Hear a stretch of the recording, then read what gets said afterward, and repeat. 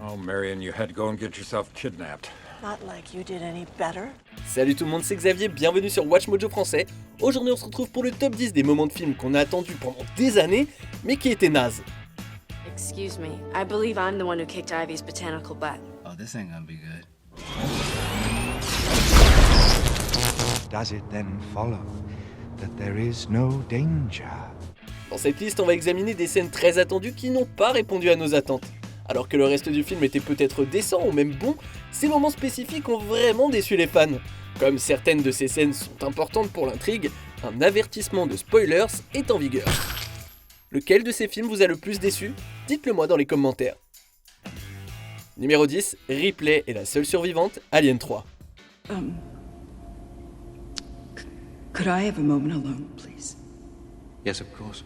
Contre toute attente, Ripley, Newt, Hicks et Bishop ont réussi à s'échapper d'une colonie grouillante de créatures vicieuses dans Alien le Retour de 1986. Le film se terminait par un plan paisible des survivants volant vers leur prochaine destination. Les fans espéraient les revoir tous les 4 dans Alien 3, mais ces espoirs ont été déçus lorsque Ripley a appris qu'elle était la seule survivante du vaisseau. Where are the others? They didn't make it. What? They didn't survive. Cette nouvelle, c'était comme une gifle à la fin optimiste d'Alien le Retour. Ce rebondissement a également privé les fans de la chance de voir Ripley développer davantage ses relations avec ses alliés. Bien qu'elle retrouve et réactive l'androïde Bishop, leur courte conversation ne compense pas vraiment la perte des autres. I'm sorry. It's okay. I'm just a glorified toaster.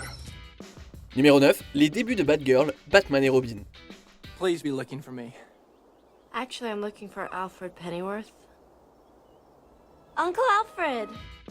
Après être apparu dans les bandes dessinées, les séries animées et la série télé de Batman des années 60, Batgirl a finalement fait ses débuts sur grand écran dans Batman et Robin. La jeune femme qui devient Batgirl s'appelle Barbara Wilson et c'est la nièce d'Alfred, le majordome, originaire de Grande-Bretagne. Cette introduction était déroutante pour deux raisons. Déjà, Alicia Silverstone n'a aucune trace d'accent anglais. I'm on break from Oxbridge Academy, Alfred's alma mater. the new Computer Sciences Division. How'd you know? Deuxièmement, la version la plus établie de Batgirl a toujours été la fille du commissaire Gordon. Pourquoi changer l'origine la plus populaire de l'héroïne pour une nouvelle qui n'a plus de sens dès que l'actrice ouvre la bouche? Si l'histoire d'origine de Barbara n'était pas le seul problème de sa représentation dans Batman et Robin, elle a donné à son personnage un départ très décevant. And you are? Batgirl. That's not awfully PC. What about bad person or bad woman? Bruce, it's me, Barbara. Numéro 8, la véritable lignée de Rey est révélée, Star Wars épisode 9, l'ascension de Skywalker. Dès l'introduction de Rey, les fans ont travaillé sans relâche pour résoudre le mystère de sa famille. Elle aurait pu facilement être l'enfant de Han Solo, Leia ou Luke, mais d'après Kylo Ren, ses parents n'étaient rien, ce qui était une sacrée surprise. Say it. They were nobody. They're filthy junk traders who sold you off for drinking money.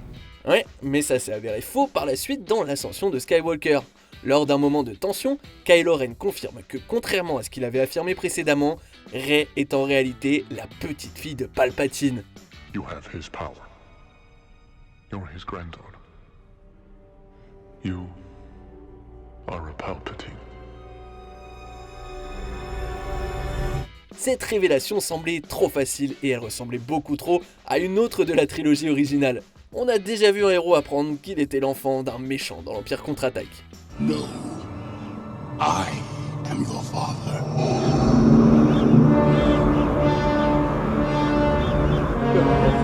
Le fait qu'il ait fallu 4 ans pour obtenir cette révélation peu originale et extrêmement confuse a rendu cette scène profondément insatisfaisante.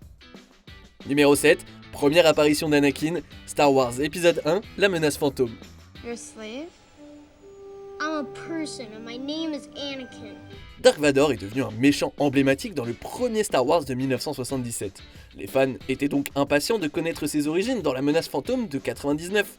Cependant, les premières répliques d'Anakin, qui bave devant Padmé, sont incroyablement ringardes. Are you an angel? What? An angel. Il déverse ensuite maladroitement toute son histoire et ses motivations. Et on va pas se mentir, le fait que l'enfant acteur, Jake Lloyd, n'ait pas réussi à rendre convaincant ses dialogues maladroits, ça n'a pas aidé non plus. I listen to all the traders and star pilots who come through here.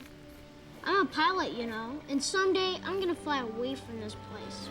Mais même si Anakin était joué par James Earl Jones lui-même, la scène aurait été une déception. Y a rien dans le dialogue ou le personnage qui suggère que cet enfant deviendra Dark Vador. Honnêtement, on aurait mieux fait de rencontrer Anakin dans l'attaque des clones. Annie? My goodness, you've grown. So have you. Grown more beautiful, I mean. Numéro 6, la bataille finale, Twilight chapitre 5, Révélation deuxième partie. Doesn't matter what I show you. Even when you see, you still won't change your decision. 4 ans après la sortie du premier Twilight, la franchise semblait prête à se terminer par une confrontation massive. Les Volturi se préparaient à affronter les Kullen et leurs alliés dans une bataille décisive. Au début, Révélation deuxième partie semble tenir cette promesse avec un combat très bien chorégraphié et dévastateur. Malheureusement, rien de tout ça n'était réel. Au milieu du conflit brutal, on apprend que le combat n'est rien d'autre qu'une vision du futur. Now you know. That's your future. Unless you decide on another course. Tout le monde va bien, et la longue séquence de combat n'a absolument aucune importance. C'était une insulte pour les fans qui avaient été investis dans la série depuis le début. Bah ouais, au lieu d'obtenir la conclusion excitante qu'ils méritaient, ils ont eu droit à une séquence de rêve glorifiée. Dear ones, there is no danger here. We will not fight today. Numéro 5, Marion revient en victime, Indiana Jones et le royaume du crâne de cristal. Indiana Jones. About time you showed up. La ténacité, l'ingéniosité et la complexité de Marion Ravenwood ont fait d'elle un des meilleurs personnages des aventuriers de l'Arche perdue en 1981. Naturellement, les fans étaient ravis d'apprendre que Marion reviendrait dans la franchise 27 ans plus tard dans le royaume du crâne de cristal. Après 1 heure d'attente, ça y est, elle est apparue en tant que victime d'un enlèvement, et c'était la mère de l'agaçant Mutt. Oh man, I specifically told you not No, you to didn't. come Marion here is your- yourself. You never wrote that? You never Mother. said that in any phone calls? How is... Marion Ravenwood is your mother. Oh, for God's sake, Indy, it's not that hard. Bien que Marion ait également été retenue en otage dans le premier film, on avait au moins pu la connaître avant qu'elle ne soit capturée. Réintroduire Marion en tant que victime et élément de l'intrigue après 27 ans, c'est rendre un mauvais service à son personnage. Et ne parlons pas de sa décision de ne pas dire à Indy qu'ils avaient un fils ensemble. He's a good kid, Marion. You should get off his back about school. But, I Not mean, everybody's cut out for it. his name is Henry. Henry, good name. He's your son. Numéro 4, Venom affronte Spider-Man, Spider-Man 3. Hey, Parker. My God, Eddie. Ooh, my spider sense is tingling. If you know what I'm talking about. Dès que Topher Grace a été choisi pour incarner Eddie Brock, les fans ont craint qu'il ne parvienne pas à saisir l'essence du sinistre et très intimidant méchant Venom. Nos pires craintes ont malheureusement été confirmées lorsqu'il a affronté Spider-Man dans la bataille finale du film. Bien que l'image de synthèse soit décente, la performance de Grace manque la cible. Toute chance que Venom soit intimidant pendant la bataille finale s'est envolée dès qu'il a parlé. I'm thinking humiliation. Kind of like how you humiliated me. Do you remember? Do you remember what you did to me? Quand il ne fait pas de blague nulle, on dirait qu'il est sur le point de pleurer. Pour ajouter à l'insulte, c'était la toute première fois qu'on voyait le méchant en prise de vue réelle. Et franchement, cette représentation était loin de répondre aux attentes des fans. I like being bad. It makes me happy. Numéro 3, apparition du Terminator, Terminator 3, le soulèvement des machines. Take off your clothes. Patient time. Lorsque le Terminator d'Arnold Schwarzenegger voyage dans le passé, il a besoin d'acquérir des vêtements. Au cours des 2 premiers films, il a fait quelque chose de badass et menaçant pour les obtenir, mais pas dans Terminator 3. Au lieu de terroriser ses adversaires, il frappe légèrement un videur, entre dans un club et s'empare des vêtements d'un stripteaseur. Your clothes. Talk to the hand. Now. Il met ensuite une paire de lunettes en forme d'étoile. Cette apparition ridicule après 12 ans d'absence a été une énorme déception. Bien qu'il y ait eu quelques moments comiques dans les 2 premiers films, les 2 opus ont traité l'entrée du Terminator avec un certain sérieux. En plaisantant avec le retour tant attendu d'Arnold, le film a fait passer un personnage classique pour une parodie. Hey, are you gonna pay for that?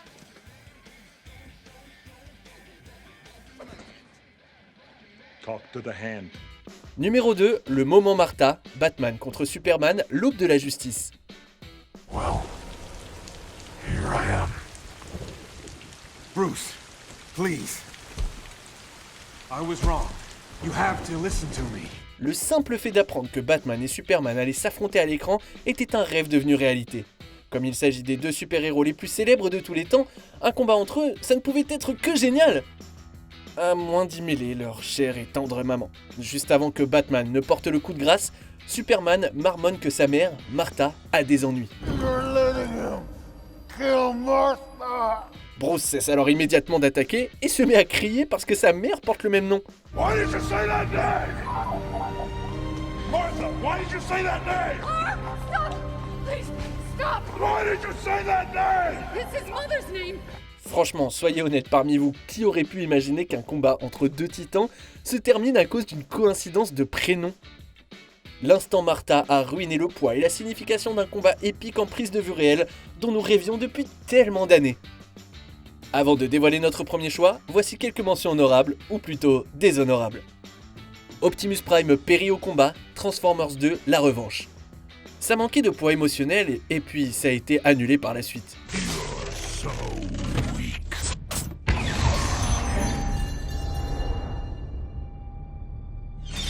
Comment Nick Fury a perdu son œil, Captain Marvel?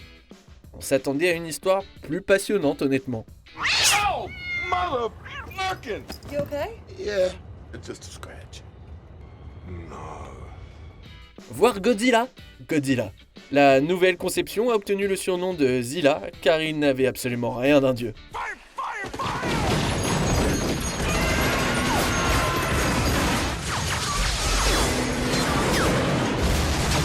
La défaite de Whiplash, Iron Man 2, ce méchant classique d'Iron Man a été battu trop facilement.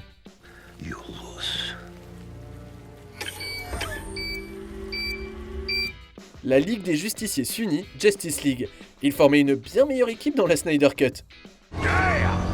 This isn't the plan. No, Master Wayne. This is the team. On arrive presque à la fin. Nous publions de nouvelles vidéos chaque jour, alors avant de continuer, abonnez-vous et activez la petite cloche et les notifications sur téléphone pour ne rien rater. Numéro 1, les débuts de Deadpool, X-Men Origins, Wolverine. Wait. You don't have to do this.